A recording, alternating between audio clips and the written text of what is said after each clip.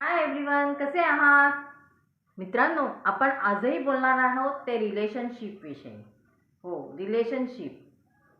आपण कधी कधी काही नात्यांमध्ये, मग ते मित्रमैत्रिणीचं असो, नवरा बायकोचं असो, बिझनेस पार्टनरचं असो, बहीण भावंडाचं असो, किंवा आणखीन कोणतेही अगदी नणंद भाऊजे असो, सासू सुनेचं असो, कोणतेही नातं असो, त्यात आपण काही गोष्टी ॲज्युम करतो. आपण म्हणतो, अरे ते तर आपण तर आता कायमच बरोबर राहतो, तर त्या व्यक्तीला काही कळत नाही का? तो काही समजू शकत नाही का? हां, आपण असं बोलतो की नाही, मनातल्या मनात. आणि आपण तिथे कम्युनिकेशन जे असतं, त्या कम्युनिकेशन स्किलमध्ये आपण कमी पडतो किंवा आपण बोलतच नाही. आपण एखादा शब्द बोलतो आणि मोकळा होतो, आणि मग समोरचा माणूस काही मनाचे मांडे तयार करतो आणि तो समोरच्याला जज करू लागतो.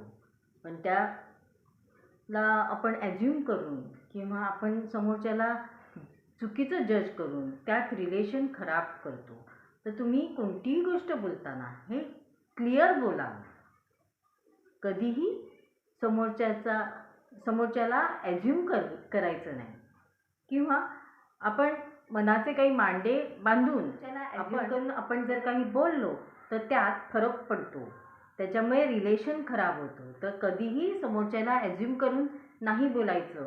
किंवा आज आमची तर इतक्या वर्षाची दोस्ती आहे की आम्ही तर नवरा बायको आहे, एवढं पण मला कळत नाही का त्याला किंवा तिला, हे असं नाही करायचं. जर समोरच्याला कळत नसेल तर तुम्ही ते खुलून बोला, त्यांना समजवा, सांगा, जेणेकरून त्या माणसाला ते कळून येईल आणि आपल्यातले जे गैरसमज आहेत ते दूर होतील.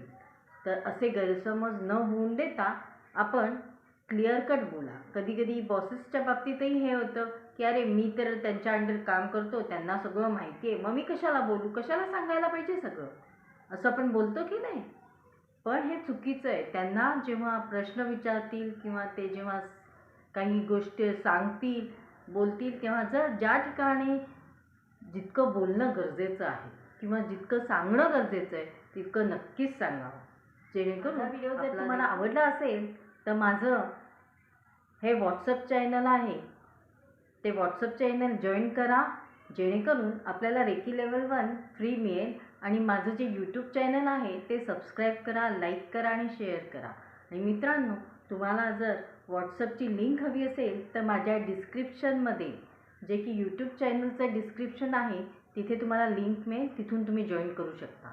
थँक्यू.